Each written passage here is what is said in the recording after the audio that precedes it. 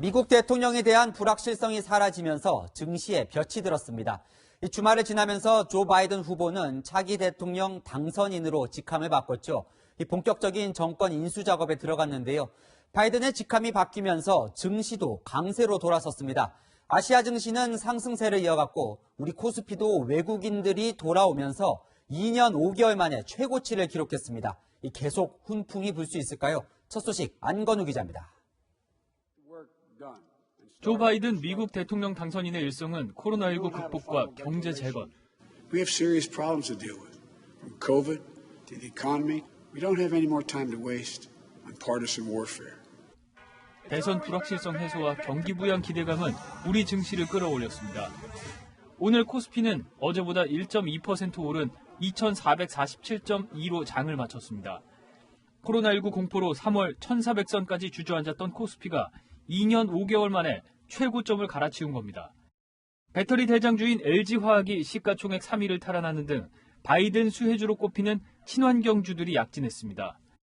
개인이 6,700억 원 넘게 팔아치우는 동안 외국인과 기관이 함께 6,800억 원대 주식을 사들인 상황.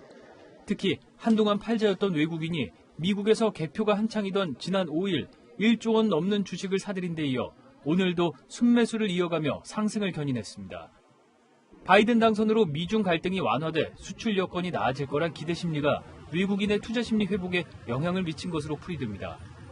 원화 강세도 외국인 투자자가 국내 증시로 돌아오는 요인입니다. 원달러 환율은 1,113.9원의 장을 마치며 22개월 만에 최저치를 기록했습니다. 바이든 행정부로 바뀔 경우에는 이 적극적인 부양책, 미국 중심 금융자산 선호에서 비미국으로 확산되는 분위기가 나타날 수 있거든요. 일본과 중국, 홍콩 증시도 일제히 급등하면서 당분간 바이든 훈풍은 이어질 전망입니다. 채널A 뉴스 안건우입니다. 지난 3년간 문재인 대통령은 트럼프 비대통령, 김정은 북한 위원장, 정상 간의 돈독한 관계를 유지하는 데 힘써왔죠. 문 대통령은 바이든 당선인에게 축하 인사를 전하면서 공식 입장을 밝혔는데요. 기존의 대북 정책 기조를 이어가겠다는 의지를 분명히 했습니다. 김현수 기자입니다.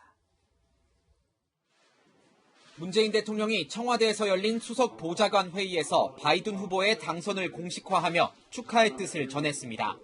문 대통령은 이 자리에서 핵심 국정과제인 한반도 평화 프로세스에 공백이 생기지 않도록 하겠다고 강조했습니다. 정부는 한반도 평화 프로세스를 흔들림 없이 추진한다는 확고한 의지를 가지고 있습니다. 이를 두고 종전선언 추진 등 현 정부의 대북 정책 기조를 그대로 이어가겠다는 의지를 보인 것이란 분석이 나왔습니다. 문 대통령은 트럼프 정부와 이뤄낸 소중한 성과가 차기 정부로 이어질 수 있도록 하겠다고 했습니다. 3차 북미 정상회담 등 북미 관계 진전에 기대감을 드러낸 것으로 풀이됩니다. 미국을 방문 중인 강경화 외교부 장관도 바이든 행정부에 대한 희망적인 전망을 내놨습니다. 전략적 인내로 돌아간다. 이거는 아닐 것 같아요.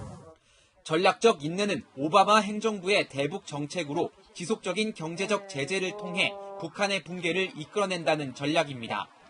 하지만 외교가에서는 원칙 외교를 강조하는 바이든 행정부가 북한과 갈등을 빚을 수 있다는 전망도 나오고 있습니다.